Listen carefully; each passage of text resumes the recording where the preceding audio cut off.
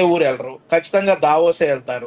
ముఖ్యమంత్రి గారు, IT minister గారు దావోస్ వెళ్తున్నారు, పెట్టుబడులు తీసుకొస్తారు. ఈ పెట్టుబడుల వల్ల ప్రతి ఇంటికి లాభం చేకూరుస్తుంది, ప్రతి ఇంటికి కూడా లాభం జరుగుతుంది, ప్రతి ఇంటికి ఒక ఉద్యోగం వస్తుంది. ఈ పెట్టుబడితో వచ్చేటటువంటి ఆదాయంతో మేము చెప్పినటువంటి అన్ని హామీలు అమలు పరుస్తామని చెప్పేసి కూడా ఈ సందర్భంగా తెలియజేస్తా ఉన్నాం. Yeah, okay. గుడివాడ శేషబాబు గారు, వైసీపీ జనసేన నాయకులు. సో వారితో ఒకసారి మాట్లాడదాం. గుడ్ మార్నింగ్ సార్ శేషబాబు గారు. సో మొత్తానికి 7 నెలలు అయింది మీ కూటమి ప్రభుత్వం ఏర్పాటయ్యి. సో ఈ 7 నెలల్లో సూపర్ 6 పథకాలకు సంబంధించి ఇంకా కూడా ప్రజల్లో ఒక క్లారిటీ లేనటువంటి పరిస్థితి. ప్రజలు ఇంకా కూడా ఎదురు చూస్తున్నారు, ఎప్పుడు ఈ హామీలు అమలు చేస్తారా, నెరవేరుస్తారా అని చెప్పేసి. సో ఇప్పటికే ఆల్మోస్ట్ డిబేట్ సగమైపోయింది. ఇప్పటికే అందరూ కూడా చెప్పడం జరిగింది. సో ఖచ్చితంగా ప్రతి ఇంటికి మేలు చేసేటువంటి ప్రయత్నం కూటమి సర్కార్ చేయబోతోంది. చేసినటువంటి అప్పులకు గల కారణాలు అనేక రకాలుగా ఉన్నాయని చెప్పేసి కూడా బండారు వంశీకృష్ణ గారు కూడా చెప్పినటువంటి సిచ్యువేషన్. సో ఏమంటారు, నిజంగా ఇప్పుడు పవన్ కళ్యాణ్ గారు ఒక రకంగా చెప్పాలి అంటే ఆయన చాలా దూకుడుగా వెళ్తూ ఉన్నటువంటి నేపథ్యంలో సో కూటమిలో ఈ పథకాల అమలుకు సంబంధించినటువంటి కార్యక్రమాలు ఎందుకని పవన్ కళ్యాణ్ గారు వాటి మీద శ్రద్ధ చూపిస్తున్నారా లేదా అనేటువంటి దాని మీద ప్రజలకి ఒక జనసేన నాయకులుగా మీరు ఇచ్చేటువంటి ఆన్సర్ ఏంటండి? వెరీ గుడ్ మార్నింగ్ సార్, ఛానల్లో అందరు కూడా good morning sir. Pawan Kalyan గారే కావచ్చు, చంద్రబాబు నాయుడు గారే కావచ్చు, ముఖ్యంగా లోకేష్ గారు కావచ్చు. ఆల్రెడీ లోకేష్ గారు ఇప్పటికే విదేశీ పర్యటన చేసుకుని ఎంతమందితో మాట్లాడి వచ్చారు అనేది మనందరం కూడా చూస్తున్నాము. వాటి ఫలితాలే ఒక్కొక్కరు ఆంధ్రప్రదేశ్కు వచ్చి ఒప్పందాలు చేసుకోవడం కూడా మనం గమనిస్తా ఉన్నాం. నిన్న జరిగినటువంటి క్యాబినెట్ మీటింగ్లో ముఖ్యంగా కొన్ని నిర్ణయాలు, తల్లికి వందనం కావచ్చు, అలాగే ఈ దావోస్ పర్యటన కావచ్చు, దీనికి సంబంధించి పవన్ కళ్యాణ్ గారు ఇప్పటికే ఒక ప్రణాళిక తయారు చేసి చంద్రబాబు గారికి పంపించడం జరిగింది. దానికి తదనుగుణంగానే చంద్రబాబు గారు కూడా ఒప్పందాలు చేసుకోవడానికి సిద్ధపడి రేపు దావోస్ పర్యటనకు వెళ్తా ఉన్నారు.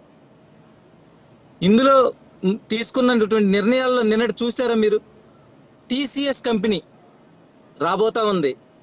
తర్వాత బీపీసీఎల్ కేంద్ర ప్రభుత్వం నుంచి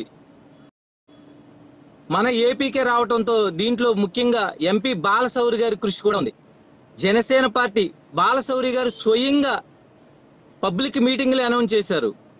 పార్లమెంటుకు వెళ్ళేటప్పుడు పవన్ కళ్యాణ్ గారిని కలిస్తే ఈ బీపీసీఎల్ అనేది ఆంధ్రప్రదేశ్కి ఎట్టి పరిస్థితుల్లో రావాలి, మీ ప్రయత్నం మీరు చేయండి, ఎవరికైనా మాట్లాడాల్సిన అవసరం ఉంటే నేను కూడా మాట్లాడతానని చెప్పి మొన్న ఢిల్లీ పర్యటనకు వెళ్ళినప్పుడు కేంద్ర ప్రభుత్వంతో మాట్లాడటం, బీపీసీఎల్ ఇక్కడికి రావడానికి పవన్ కళ్యాణ్ గారు కృషి చేశారంటంలో ఎలాంటి సందేహం లేదు.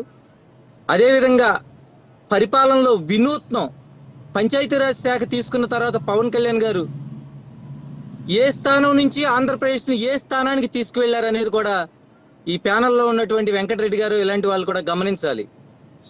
ఏదో ఒకటే మాట్లాడటం కోసం కాదు. కానీ శేషబాబు గారు, ఇక్కడ మీరు ఇచ్చినటువంటి సూపర్ 6లో ప్రకటించినటువంటి ఎస్పెషల్లీ ఈ సంక్షేమ పథకాలకు సంబంధించి ఎంతవరకు అమలు చేశారు, ఎంతవరకు అమలు చేయబోతున్నారు? సో వీటి మీద మీరు ఒకసారి నిశ్చితంగా చెప్తే బాగుంటుంది. ఎందుకంటే ఆంధ్రప్రదేశ్ రాష్ట్రంలో పరిపాలన ఎలా ఉంది, 7 నెలల ఉంది అనేది ప్రజలు కూడా అంగీకరించినటువంటి విషయం. కాకపోతే ఇప్పుడు మనం ఎందుకు డిబేట్ పెట్టామంటే సో హామీలు ఇచ్చారు కానీ 7 నెలలు అవుతున్నా సరే వీటి మీద ఇంకా క్లారిటీ లేదు, ఎస్పెషల్లీ సంక్షేమ కార్యక్రమాలకు సంబంధించి. సో వాటి విషయంలో ఎందుకని కూటమి సర్కార్ సరిగా ఇంకా కూడా ప్రజలకి సరైనటువంటి స్పష్టత ఇవ్వట్లేదు అనేటటువంటి చర్చ ప్రజల్లో కూడా జరుగుతుంది. దాని మీద చెప్పండి శేషబాబు గారు.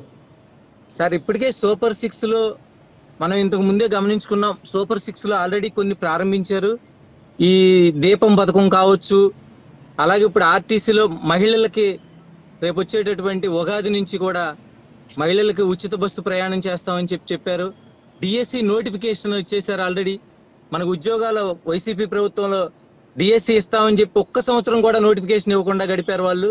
కానీ మన ప్రభుత్వం వచ్చిన వెంటనే మాట నిలబెట్టుకోవడం కోసం ఉద్యోగ నోటిఫికేషన్లు పక్కన ఇస్తూనే సూపర్ 6 పథకాల్లో భాగంగా మన ఎంప్లాయ్మెంట్ కల్పించడము, అదేవిధంగా గ్యాసు దీపం పథకము, అదేవిధంగా మన మిగిలినవి కూడా డేట్లతో సహా అనౌన్స్ చేసాం మనం ఇస్తామని చెప్పి.